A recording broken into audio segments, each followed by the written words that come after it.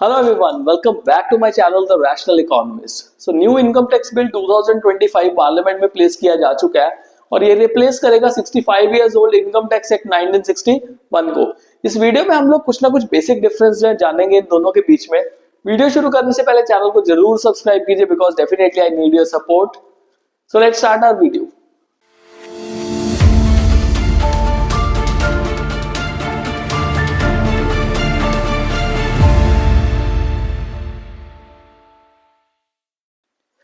पिछले साल इलेक्शंस के बाद जब बजट प्रेजेंट किया गया था हमारे पार्लियामेंट में, तो उस टाइम हमारी फाइनेंस मिनिस्टर श्रीमती निर्मला सीतारमण जी ने पुराना इनकम टैक्स एक्ट, मतलब जो करंटली इनकम टैक्स एक्ट 1961 चल रहा है, उसके बारे में कहा कि we will be reviewing this income tax act of 1961। उन्होंने कहा कि इसके पीछे कारण क्या है कि हमने इस इनकम टैक्स एक्ट को कंसाइज करना है, कंसाइज मतलब छोटा करना है, क्लियर करना है, ताकि इजिली इसको पढ़ा जा सके। बिकॉज जो करंटली इनकम टैक्स एक्ट 1961 है काफी बड़ा है, काफी सारी एक्सप्लेनेशंस, काफी सारे प्रोविजंस जो इसमें दिए हुए हैं। इसके पीछे कारण क्या बताया कि ये डिस्प्यूट्स और जो लिटिगेशंस है, जो कोर्ट के केसेस वगैरह है, उसको क्या करेगा, कम करेगा और टैक्स पेयर को एक टैक्स सर्टेनिटी प्रोवाइड करेगा। अब क्या किया गया इसमें, इसके वॉल्यूम को रिड्यूस किया गया। जो करंट इनकम टैक्स बिल अब प्लेस किया गया 2025 वाला, इसमें 600 प्लस पेजेस है और ये 65 year old income tax act 1961 को रिप्लेस कर देगा। पर जो नया जो लेजिस्लेशन है वो 1 अप्रैल 2026 से लागू होगा। मतलब अभी के लिए हम जो current existing income tax act 1961 पढ़ रहे हैं वही चलता रहेगा। न्यू इनकम टैक्स बिल जो है उसमें 2.56 लाख वर्ड्स है और आप सरप्राइज होंगे, जो पुराना इनकम टैक्स बिल था, हमारा एक्ट है ना जो अब करंटली चल रहा है, उसमें तकरीबन 5 लाख के अराउंड वर्ड्स थे, 500,000 वर्ड्स थे। अब आप एक चीज देखो, 50% से ज्यादा वर्ड्स जो है वो कम कर दिए। इसका मतलब काफी ज्यादा कंसाइज जो है वो किया गया है। प्लस सिग्निफिकेंट रिडक्शन करने के बाद भी जो हमारा कोर एलिमेंट है 1961 इनकम टैक्स एक्ट का ही लिया गया। वो क्यों लिया गया उसका कारण मैं आपको बताऊंगा। ऐसा नहीं है कि हाँ 1961 से कुछ नहीं लिया, जो बेसिक एलिमेंट है इनकम टैक्स एक्ट का वो वहीं से उठाया गया, क्योंकि रातों रात हम सारी चीजें चेंज नहीं कर सकते। प्लस साथ ही साथ इस 2025 वाले बिल में काफी चीजों को सिंप्लीफाई किया गया है और काफी जो रिडंडेंट और जो ओमिटेड प्रोविजंस थे खत्म कर दिया गया उनको, मतलब जो अननेसेसरी प्रोविजंस थे उनको खत्म कर दिया गया। And replaces the provisos and explanations. जितने भी प्रोवाइजोस और एक्सप्लेनेशंस, मतलब काफी सारी चीजों का एक्सप्लेनेशन दिया होता था, उसको करंट एक्ट में सबसेक्शंस, क्लॉजेस और सब क्लॉजेस में डाल दिया गया। अब इसके लिए भी एक डेडिकेटेड वीडियो होगा। अभी के लिए हम सिर्फ और सिर्फ क्या कर रहे हैं, बेसिक डिफरेंशिएशन कर रहे हैं। अब इसको रिस्ट्रक्चर किया गया। देखो जो पुराना इनकम टैक्स एक्ट जो करंटली अभी चल रहा है उसमें 911 सेक्शंस और 11 शेड्यूल्स थे। अब इस वाले जो इनकम टैक्स बिल है इसमें 536 सेक्शंस। अब जहां पे सेक्शंस की जगह क्लॉजेस भी लिखा होगा तो क्लॉजेस कंसिडर होगा और 16 शेड्यूल्स है वो बना दिए गए। सेक्शंस कम कर दिए गए, मतलब क्लॉजेस कम कर दिए गए, बट जो शेड्यूल्स है वो इंक्रीज कर दिए गए।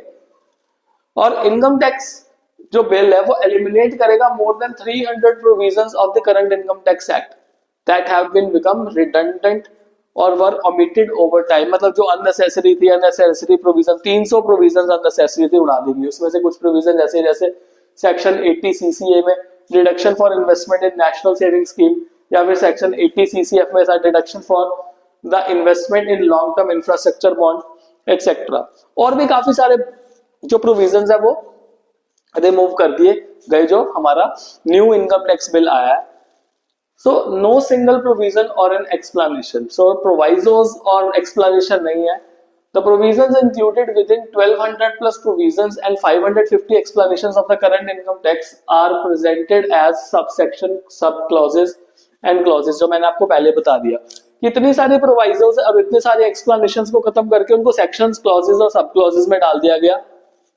न्यू में कुछ भी नहीं है इस तरह का।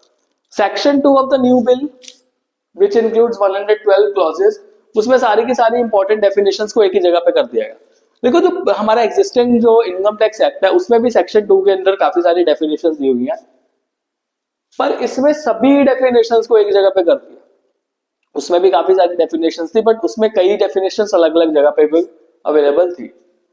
The word previous year and assessment year, इसको कर दिया रेस्ट इन पीस, अंडरटेकर की तरह रेस्ट इन पीस पे पहुंचा दिया। अब ये था क्या, अब जैसे आप फाइनेंशियल ईयर इस टाइम पे चल रहा है 2024-25, तो ये प्रीवियस ईयर है और असेसमेंट ईयर क्या होगा 2025-26। तो इसकी बहुत ज्यादा कंफ्यूजन रहती थी, तो प्रीवियस ईयर का टैक्स दिया जाता था असेसमेंट ईयर में, बहुत सारी कंफ्यूजन थी, कई लोगों को नहीं समझ लगता था। अब टैक्स ईयर कर दिया, टैक्स ईयर मतलब अगर मान लो सपोज अगला साल आ गया 2025-26, तो ये हो गया जी आपका टैक्स ईयर। तो यही चीज है। अब better aligned structure accommodating all the amendments, देखो जो पुराने इनकम टैक्स की लेगेसी है, इनकम टैक्स एक्ट की लेगेसी है, उसको कंटिन्यू किया गया।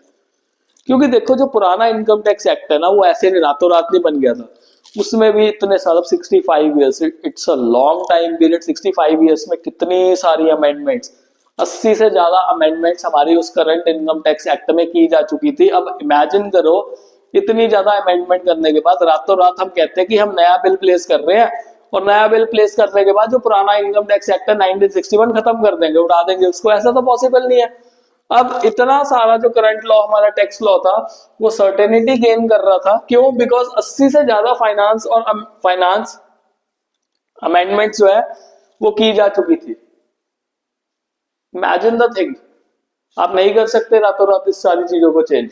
तो इस वजह से जो करंट इनकम टैक्स एक्ट है उसका जो स्ट्रक्चरल एडजस्टमेंट्स की गई, उसमें जैसे कहते हैं ना कि हाँ फ्लेक्सिबिलिटी के साथ साथ कुछ कुछ टाइम के हिसाब से जो आउटडेटेड चीजें थी उसको अपडेट करने के लिए चेंज किया, बट जो बेसिक कंसेप्ट था वो सेम रहा। स्केड्यूल्स कर दिए गए, जो पुराना इनकम टैक्स मतलब जो करंट इनकम टैक्स हमारा चल रहा है जो पुराना हो जाएगा, उसमें 11 शेड्यूल्स थे, अब इसमें कितने हैं? टोटल 16 शेड्यूल्स हैं। अब 16 शेड्यूल्स में कौन कौन से? देखो एक शेड्यूल जो है वो स्पेसिफाई करेगा conditions for eligible investment funds end fund manager, ये 1 हो गया। 6 schedules provides a list of income exempted from tax corresponding to ये section 10 of income tax act 1961 में दिए थे, अब शेड्यूल्स में दिया हुआ है 1+6। 1 schedule specifies condition for exemptions to political parties। अब political parties को क्या exemption है? एक वो 5 pertains to profit and gains from business and professions including 2 schedules that address agricultural boards। तो मतलब इसमें ही बिजनेस और प्रोफेशन से होने वाले गेन प्लस एग्रीकल्चर साथ में 5 हो गए। 1 schedule explained deduction allowed under clause 123 corresponding to section 80C of the income tax act 1961। अब हमें डिडक्शन मिलती थी, मतलब LIC करा दी तो उससे डिडक्शन मिल गया, तो एक शेड्यूल उसमें आएगा। 1 outline the rules related to recognized PF और gratuity fund, provident fund और gratuity fund को लेके शेड्यूल बना दिया गया। अब इसके अलग से डेडिकेटेड वीडियोस बन सकते हैं। We can not expect the things कि हाँ एक ही वीडियो में सारा का सारा काम हो जाएगा, बिकॉज 600 से ज्यादा पन्नों का ये पूरा का पूरा डॉक्यूमेंट आया, बिल आया।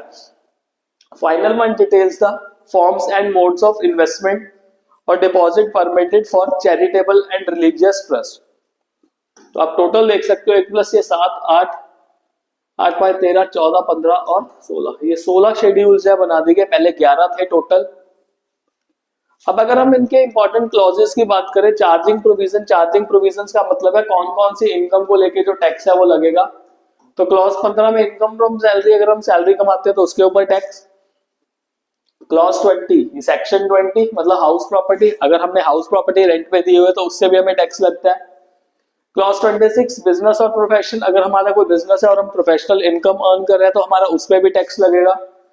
क्लॉज 67 अगर हमने मान लो सपोज कहीं इन्वेस्टमेंट की हुई है और इन्वेस्टमेंट करने से हमें क्या हुआ, कुछ लॉन्ग टर्म कैपिटल गेन हुआ या शॉर्ट टर्म कैपिटल गेन हुआ, उस पर भी टैक्स। क्लॉज 92 में देखा जाए तो अगर हमारी कोई अदर इनकम है तो उसका भी हमें क्या पे करना पड़ेगा, टैक्स। जैसे अब मैं बात करूं तो मैं सैलरीड भी हूं और मैं प्रोफेशन में भी आता हूं, तो मेरे को दोनों को इनकम को क्लब करके क्या करना पड़ता है, अपना टैक्स पे करना पड़ता है। अब इंपॉर्टेंट क्लॉजेस कंटिन्यू करते हैं। क्लबिंग प्रोविजंस जो है वो अंडर क्लॉज 96 to 100 दिया। क्लबिंग प्रोविजंस का मतलब क्या है? देखो क्लब का मतलब क्या है, जोड़ना। अब अगर मान लो किसी माइनर ने इनकम कमाई तो माइनर तो अभी टैक्स पे नहीं करेगा, तो माइनर की इनकम को उसके पेरेंट्स के साथ क्लब कर दिया जाएगा, तो ये होता है क्लबिंग प्रोविजंस। तो इसमें क्लॉज 96 से 100 में दिया हुआ है। Set of and carry forward of losses, मान लो सपोज अब मैंने आपको 5 क्लॉजेस बताए थे, ये देखो तो 5 क्लॉजेस कौन कौन से, income from salary, house property, business और प्रोफेशन। मान लो सपोज किसी में लॉस हो गया, इसमें लॉस हो गया, ओके, तो वो एक लॉस को, अब लॉस में थोड़ा टैक्स पे करेगा, अब दूसरे इनकम से सेट ऑफ करना चाहता है, वो तो सेट ऑफ हो गया। और वो अगर मान लो इस साल में सेट ऑफ करना चाहता, अगले साल सेट ऑफ करना चाहता है, तो उसको कहेंगे कैरी फॉरवर्ड ऑफ लॉसेस, वो कैरी फॉरवर्ड कर रहे हैं। उसके बाद जो डिडक्शंस है, जैसे 80C के एंटर होती थी, LIC में इन्वेस्टमेंट कर दिया, डिडक्शन मिल गया, या फिर पॉलिटिकल पार्टी को पैसा दे दिया, डिडक्शन हो गया, या सेविंग अकाउंट में पैसा जमा करा दिया, डिडक्शन मिल गया, तो वो सारी डिडक्शंस आ जाएंगी। और लास्ट पॉइंट हम इसमें डिस्कस करेंगे वो है consolidation of TDS and TCS। तो करंट इनकम टैक्स एक्ट 1965 में 65 प्रोविजंस थे TDS और TCS को लेके, जो कि इस इनकम टैक्स बिल में कंसोलिडेट करके सिर्फ 9 क्लॉजेस में कर दिए गए हैं। उसको मतलब काफी ज्यादा छोटा कर दिया गया है। अगर हम बात करें कि ये जो न्यू इनकम टैक्स बिल है इतने में ही खत्म हो जाएगा, दिस इज नॉट ट्रू। बहुत सारी इसमें पॉइंट्स है, बहुत सारे क्लॉजेज है जिसको हम अलग अलग से डिस्कस कर सकते हैं, अलग अलग वीडियोस बना सकते हैं उसके रिलेटेड। तो आज के लिए इतना ही। अगर आपको वीडियो पसंद आया तो चैनल को जरूर सब्सक्राइब करना। Thank you very much, stay blessed all.